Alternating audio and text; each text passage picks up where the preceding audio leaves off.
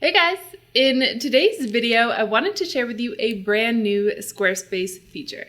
So that feature is the image reuse. And now when you upload an image to your Squarespace website, it's going to store that for you and you can use it on any other page on your website as well. But before I get into showing you that, if you're new here, hi, I'm Louise of SolopreneurSidekick.com. I'm a Squarespace authorized trainer and I talk all about tech, Squarespace, and entrepreneurship here on this channel. So if those are topics you're interested in, definitely hit subscribe down below and hit that little bell icon as well so you get notified every time I post a new video. All right, so let me show you how to use this new image reuse feature. So this is probably going to be the quickest tutorial on my channel.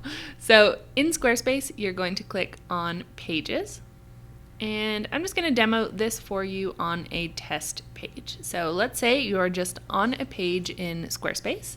You're going to go over here and go into edit mode. So I'm going to click edit, and then I'm going to insert an image block. So I'm finding my little insert point here. I'm going to click on that. Go over to image, so that's how you insert an image block. Then you're going to go search for image, and now you will see a new tab called imported. So you're going to click on that, and then you will see all of the photos that you have added to your website. So if you want to reuse one of those, you can absolutely do that. It's very easy to do. You're just going to hit add, and that will automatically add it to your website, so you no longer need to re-upload the image. Awesome, so there you go. Then you're just going to hit apply, and there is your image added to your site. So as I said, a super quick tutorial there for you. A few of you might not know about that search feature as well, so I just want to quickly mention that. So for that, you just need to click search for image, and you'll see an integration with Unsplash. So these are all these high quality, beautiful stock photos that you can use for free on your website, and you can also come up here and search for something related to your business.